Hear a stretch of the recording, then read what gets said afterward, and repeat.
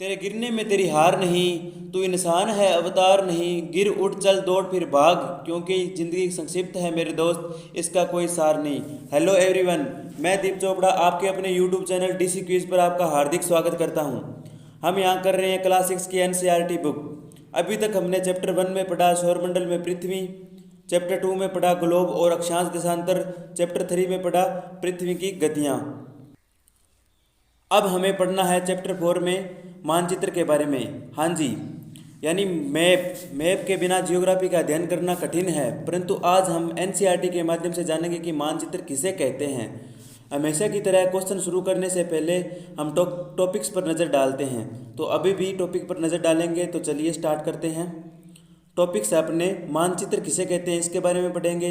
मानचित्र के प्रकार जैसे भौतिक मानचित्र, राजनीतिक मानचित्र, थीमेटिक मानचित्र। मानचित्र के घटक जैसे दूरी, दिशा, प्रतीक और रेखा चित्र, खाका, इन सब के बारे में पढ़ेंगे दोस्तों।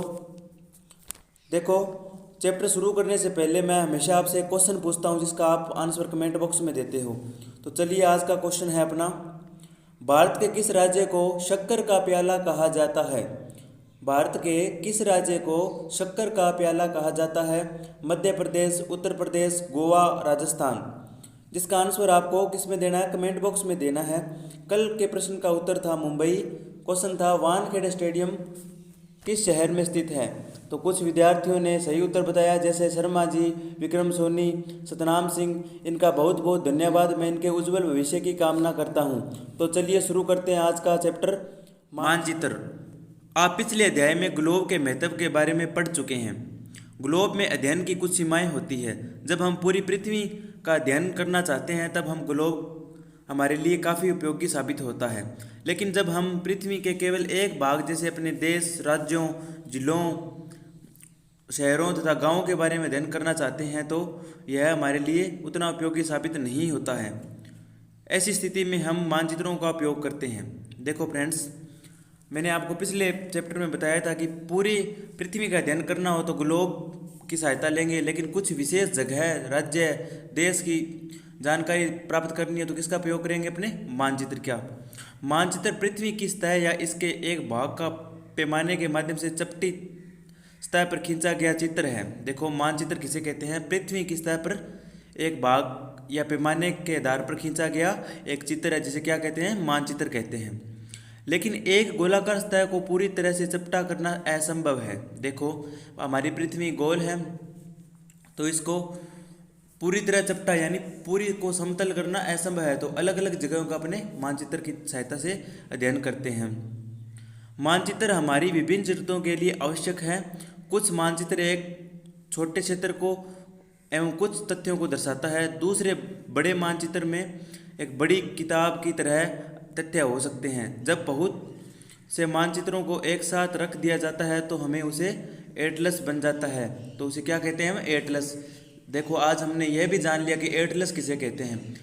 देखो, एटलस का मतलब होता है विभिन्न प्रकार के मानचित्रों का एक बुक के अंदर उसका आकलन करना।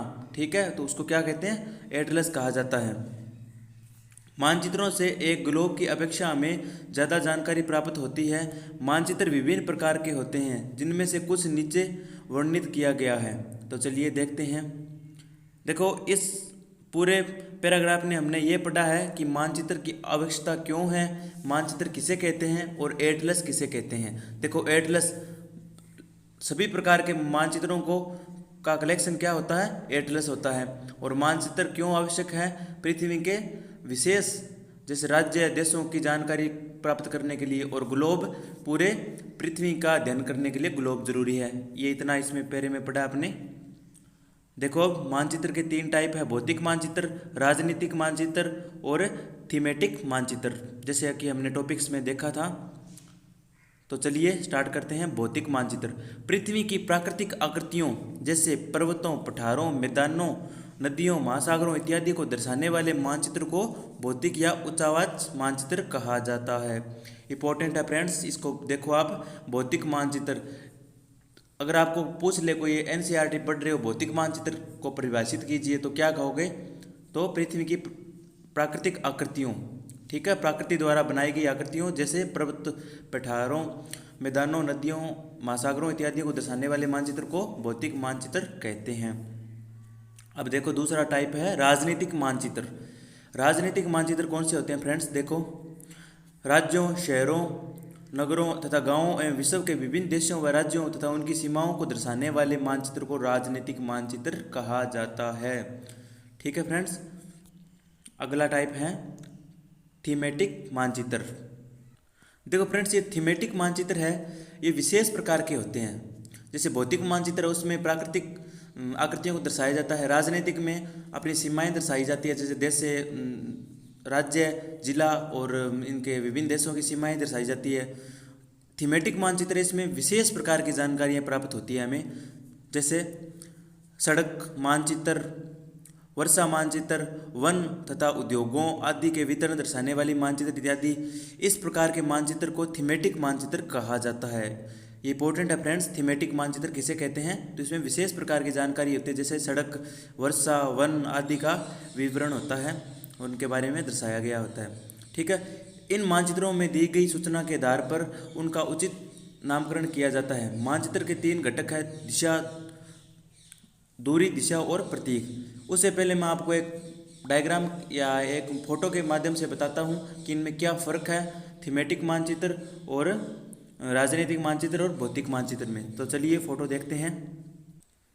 ये देखिए फ्रेंड्स, ये है भौतिक मानचित्र पहला, ये राजनीतिक मानचित्र और ये थीमेटिक मानचित्र। देखो भौतिक मानचित्र, इसमें क्या दर्शाया गया है? विभिन्न प्रकार की नदियाँ दर्शाई गई है, पठार दर्शाए गए हैं, पहाड़ दिखाए गए हैं। ठीक है, हरियाली वाला क्षेत्र दिखाया गया है। लेकिन इसमें यह श्योर नहीं हो रहा कि कौन सा राज्य की सीमा कहाँ है, कौन सा जिला कहाँ पर है। इसमें नदियाँ भी दिखाई गई है, यानी कि जो भौतिक आकृतियाँ वो दिखाई गई है। और सेकंड है ये पॉलिटिकल मैप, यानी राजनीतिक। इसमें देखो ना नदियों का पता चल रहा, पठार कहाँ पर है ये भी पता नहीं चल रहा। ठीक है, तो इसमें हमको ये पता चलेगा कौन सी राज्य की सीमा कहाँ तक है, जैसे राजस्थान, ठीक है, जम्मू कश्मीर की कहाँ तक है और दिल्ली कहाँ पर है, ये पता चलता है इसमें। और तीसरा है थीमेटिक मानचित्र। इसमें भी हमें ये पता चलता है, सिर्फ विशेष जानकारी देता है, राज्य के साथ विशेष जानकारी देता है। जैसे ये थीमेटिक मानचित्र है, आयरन एंड स्टील की जो कारखाने हैं उनका बता रहा है कि कौन सा कारखाना किस राज्य में है। ठीक है, तो आपको इसमें अंतर पता चल गया होगा, फिजिकल मैप्स, पॉलिटिकल मैप्स और थीमेटिक मैप किसे कहते हैं। तो चलिए लेसन को कंटिन्यू करते हैं। मानचित्र के 3 घटक है अपना अगला टॉपिक, दूरी, दिशा और प्रतीक। तो चलिए दूरी को देखते हैं। मानचित्र एक आरेखन होता है जो कि पूरे विश्व या उसके कुछ भाग को छोटा कर कागज के एक पन्ने पर दर्शाता है। ये भी एक मानचित्र की परिभाषा है। मानचित्र किसे कहते हैं? मानचित्र एक आरेखन होता है जो पूरे विश्व या उसके कुछ भाग को एक छोटे कागज पर दर्शाता है। यह कह सकते हैं कि मानचित्र छोटे पैमाने पर खींचे जाते हैं, लेकिन इसे इतनी सावधानी से छोटा किया जाता है ताकि स्थानों के बीच की दूरी वास्तविक रहे। देखो पैमाने पर आधारित होते हैं मानचित्र। यह तभी संभव हो सकता है जब कागज पर एक छोटी दूरी स्थल की बड़ी दूरी को व्यक्त करती हो। ठीक है, जैसे 1 सेंटीमीटर को अपने 1000 किलोमीटर मान लेते हैं, तो इसी तरह ये पैमाना सेट किया जाता है। इसलिए इस उद्देश्य के लिए एक पैमाना चुना जाता है। पैमाना स्थल पर वास्तविक दूरी तथा मानचित्र पर दिखाई गई दूरी के बीच का अनुपात होता है। उदाहरण के लिए आपके विद्यालय एवं आपके घर के बीच की दूरी 10 किलोमीटर है, जिसे मानचित्र पर 2 सेंटीमीटर की दूरी से व्यक्त किया जाता है। इसका अभिप्राय है कि मानचित्र का 1 सेंटीमीटर स्थल के 5 किलोमीटर को दर्शाएगा। ठीक है फ्रेंड्स, आपके रेखा चित्र का पैमाना होगा 1 सेंटीमीटर बराबर 5 किलोमीटर। ये उस पर अंकित भी होता है, 1 सेंटीमीटर किसके बराबर होगा? 5 किलोमीटर के बराबर होगा। इस प्रकार पैमाना किसी भी मानचित्र के लिए बहुत ही महत्वपूर्ण होता है। अगर आपको पैमाने की ज़रूरत जानकारी है तो आप मानचित्र पर दिए गए किसी भी 2 स्थानों के बीच की दूरी पता लगा सकते हैं। देखो पैमाने की जानकारी होगी तो 2 मानचित्र पर कोई भी 2 दूरी दी है उसकी क्या करेंगे? अपने 2 स्थानों की दूरी ज्ञात कर लेंगे। जब बड़े क्षेत्रफल भागों जैसे महाद्वीपों या देशों को कागज पर दिखाना होता है तब हम लोग छोटे पैमाने का उपयोग करते हैं। उदाहरण के लिए मानचित्र पर 5 सेंटीमीटर स्थल के 500 किलोमीटर को दर्शाता है। इसको छोटे पैमाने वाला मानचित्र कहते हैं। देखो महासागरों के बीच की दूरी होती है तो उनको छोटा पैमाना लेते हैं, तो उसको क्या कहते हैं, छोटे पैमाने वाला मानचित्र। जब एक छोटे क्षेत्रफल वाले भाग जैसे आपके गांव या शहर को कागज़ पर दिखाना होता है तब हम बड़े पैमाने का उपयोग करते हैं। जैसे स्थल पर 500 मीटर की दूरी को मानचित्र पर 5 सेंटीमीटर से दर्शाया जाता है। ठीक है फ्रेंड्स, इस प्रकार मानचित्र को बड़े पैमाने वाला मानचित्र कहा जाता है। बड़े पैमाने वाले मानचित्र छोटे पैमाने वाले मानचित्र की अपेक्षा अधिक जानकारी प्रदान करते हैं। ठीक है फ्रेंड्स, अब ये देखो गांव का एक चित्र दिया गया है, देख लो ये आप, ये देखो नीचे पैमाना दिया गया है 1 सेंटीमीटर यानी 10 मीटर के बराबर है। 1 सेंटीमीटर 10 मीटर के बराबर है। तो चलिए अगला घटक है अपना दिशा। अधिकतर मानचित्रों में ऊपर दाहिनी तरफ तीर का निशान बना होता है जिसके ऊपर अक्षर ऊ लिखा होता है। यह तीर का निशान उत्तर दिशा को दर्शाता है। देखो आप कोई भी मानचित्र देख लेना, उस पर ऊपर की ओर क्या लिखा होगा, ऊ लिखा होगा और एक तीर का निशान यानी एरो होगा। तो उसका मतलब क्या होता है फ्रेंड्स, उत्तर होता है, वो उत्तर दिशा को अंकित करता है। इसे उत्तर रेखा कहा जाता है। जब आप उत्तर के बारे में जानते हैं तब आप पूरी दिशाओं जैसे पूर्व पश्चिम तथा दक्षिण के बारे में पता लगा सकते हैं। ठीक है फ्रेंड्स, चित्र 4.2 में 4 मुख्य दिशाओं उत्तर दक्षिण पूर्व एवं पश्चिम को दिखाया गया है। वे प्रधान द्विबिंदु कहे जाते हैं। देखो फ्रेंड्स, चित्र 4.2 में प्रधान द्विबिंदु दिखाए गए हैं, उत्तर दक्षिण और पूर्व पश्चिम ये दिखाई गई है। अगर आपको उत्तर पता हो तो आप बाकी 3 दिशाओं का पता भी लगा सकते हैं। ठीक है, जैसे अभी ये उसमें 4 दिशाएं और भी दी गई है। ठीक है, तो उसको क्या कहेंगे फ्रेंड्स, उत्तर पूर्व। जैसे उत्तर और पूर्व के बीच में आ रही है उसको क्या कहेंगे, उत्तर पूर्व। और पूर्व और दक्षिण के बीच में आ रही है उसको क्या कहेंगे, दक्षिण पूर्व। और दक्षिण और पश्चिम के बीच में आ रही है उसको क्या कहेंगे, दक्षिण पश्चिम। और उत्तर और पश्चिम के बीच में आ रही है उसको क्या कहेंगे, उत्तर पश्चिम कहा जाएगा। बीच की 4 दिशाएं उत्तर पूर्व, दक्षिण पूर्व, दक्षिण पश्चिम तथा उत्तर पश्चिम।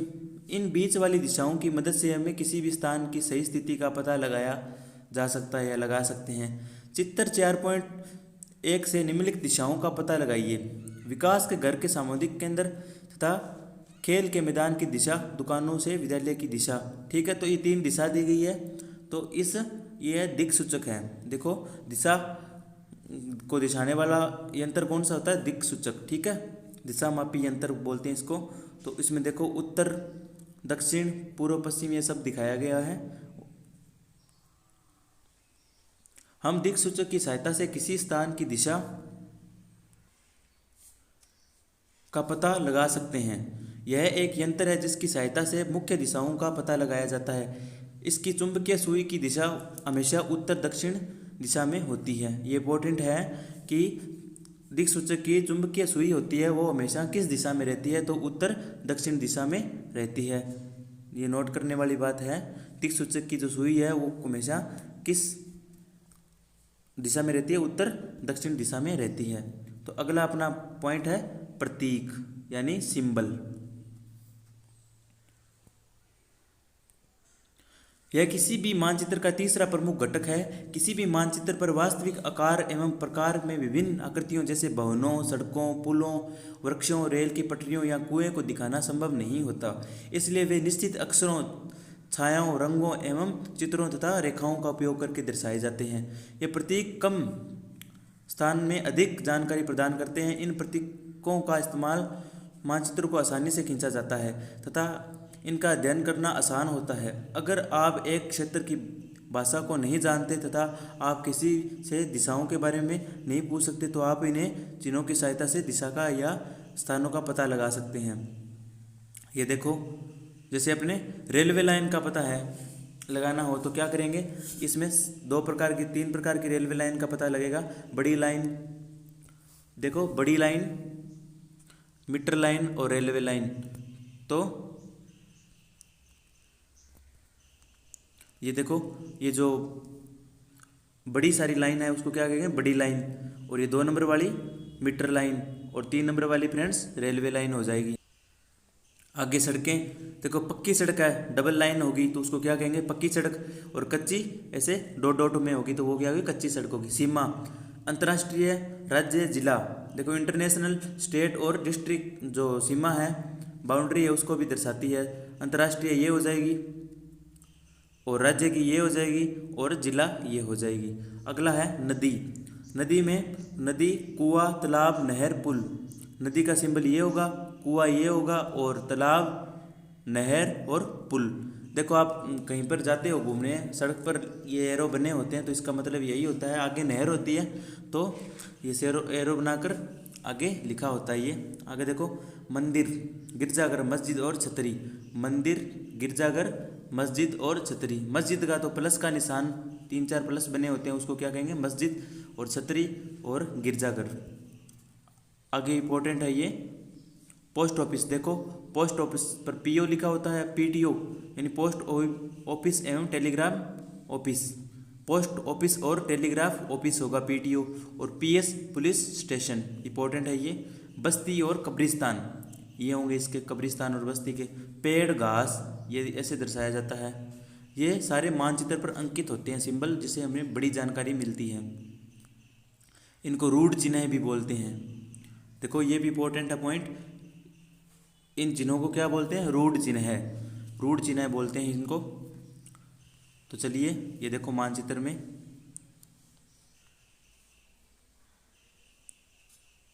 विद्यालय को दर्शाया गया, ये पेड़ पौधे दिखाए गए हैं, सड़क दिखाई गई है, नदी दिखाई गई है।